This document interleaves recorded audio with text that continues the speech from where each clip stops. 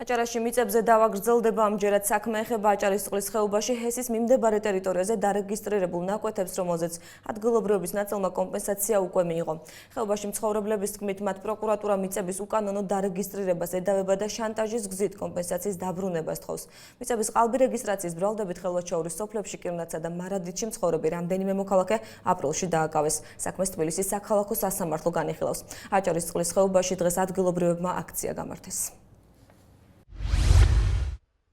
აჭარისწყლის ხეობაში ჰესის მშენებარე ტერიტორიაზე მდინარის კალაპოტთან დარეგისტრირებულ ამ მიწის ნაკვეთებზე დავა დაიწყო. კირნათის და მარადიდის შემდეგ აჭარისწყლის ხეობის 68 ოჯახის მიწებია სადავო. ხეობაში მცხოვრებლები პროკურატურას ეწოლასა და მუქარაში ადანაშაულებენ.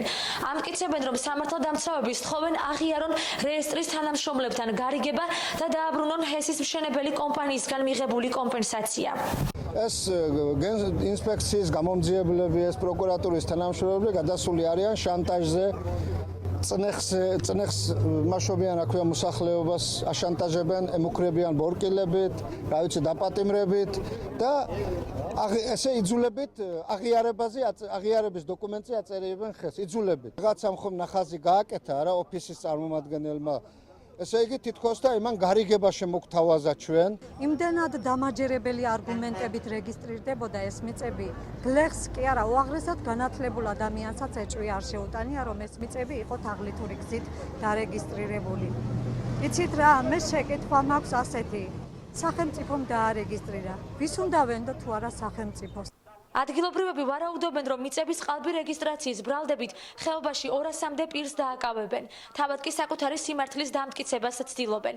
მამა პაპისეული მიწების რეგისტრაცია ოჯახებმა 2 წლის წინ დაიწყეს. აჭარენერგიის მივეცი 1100 კვადრატი იყო, თანხა იყო სადღაც 22.000-მდე. ადგილი ჩემი იყო, მამა პაპისეული იყო და თვითონაც გაფორმებული მქონდა, დარეგისტრირებული. ანალოგიური დარეგისტრირებული მაქვს 400 მეტრო კიდე გვერდით. ალბათ იგიც რომ გაიყიდოს, იმაზეც სადავო იქნება. თურქეთის ენერგი 2007-მა პროკურატურას თხოვა, რომ ჩაესნათ ის მიწები, რომელიც თანხა არ იყო გაცემული და იყო ჭოროხის ნაპირებში მოხვედრილი.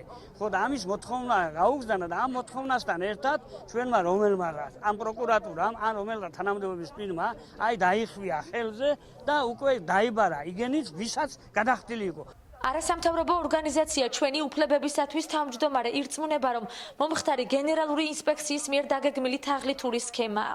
ვიღაცამ მოიფიქრა მარტივი რაღაცა გამოსავალი.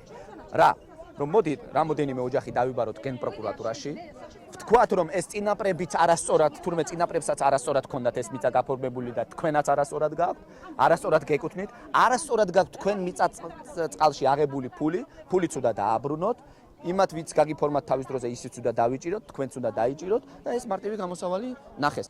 აჭარის მთავრობის თავმჯდომარე აცხადებს, რომ გარიგებით მიღებული კომპენსაციის მფლობელებს შესაძლოა თანხის დაბრუნება მართლაც მოუწიოთ, თუმცა გადაწყვეტილება ამის შესახებ სასამართლომ უნდა მიიღოს. ისაც ალბათ სავარაუდოდ გარიგებით ან სხვა მაქინაციებით აქვს მიღებული ეს კომპენსაცია, მოუწევს ალბათ დაბრუნება. არ ვიცი სასამართლო როგორ გადაწყვეტს ამ საკითხს, მაგრამ ვიცით, რომ ძალიან ბევრი ასე ვთქვათ, მიწის ნაკვეთი, რომელიც დაირეგისტრირა ადგილობრივებმა, იყო კანონის არ დაცვი. პროკურატურაში მუქარისა და ზეწოლის ბრალდებაზე განმარტებებს არ აკეთებენ.